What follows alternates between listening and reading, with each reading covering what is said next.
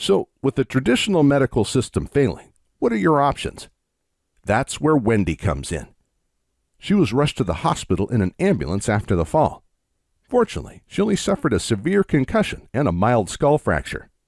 There was no bleeding into her brain or other permanent damage, which too many people experience after vertigo falls. But Wendy knew she might not be so lucky next time. It wasn't her first fall. She began to experience mild vertigo in her early 40s. Little by little, the attacks became more frequent and severe. Sometimes they came with nausea, but not always.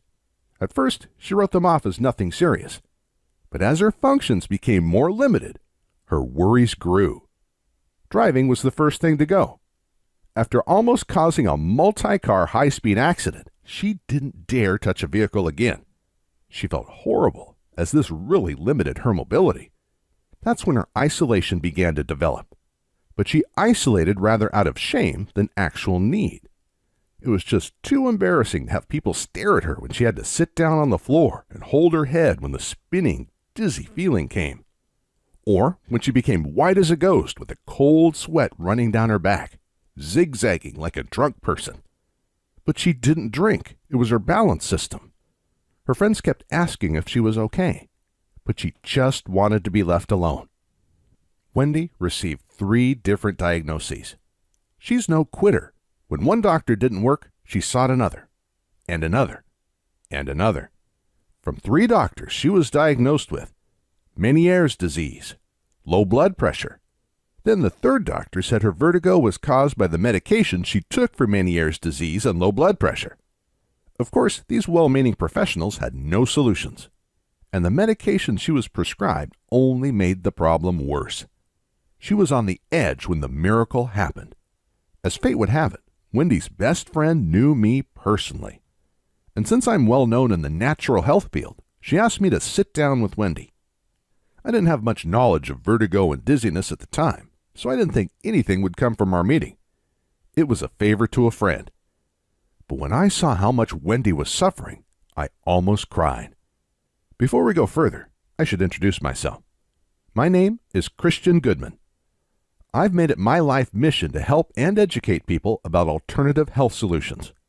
I'm the author of several books and thousands of published research articles. I spend most of my time researching and writing. But most importantly, I work with hundreds of people all over the world to test out different solutions for their health issues.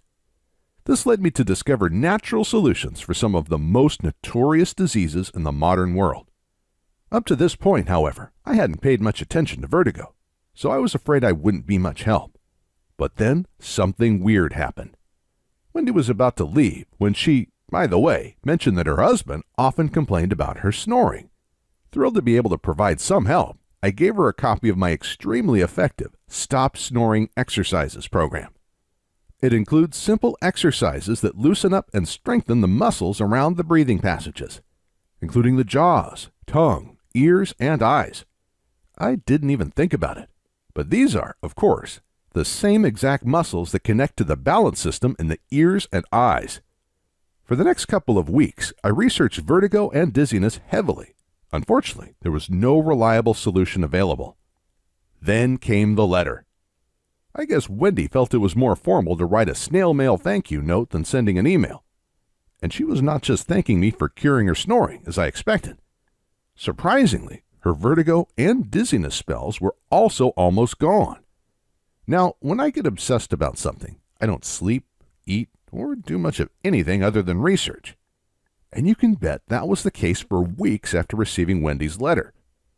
Imagine if we could beat the #1 complaint doctors receive. If we could prevent millions of injuries, falls, and broken bones. We're talking about helping billions of people. So within a few days, I had 20 vertigo patients signed up to work with me. Unfortunately, I quickly found that the snoring exercises needed quite a bit of tweaking before they would help most people's vertigo. However, the first question I needed to answer was, how in the world could snoring exercises cure vertigo?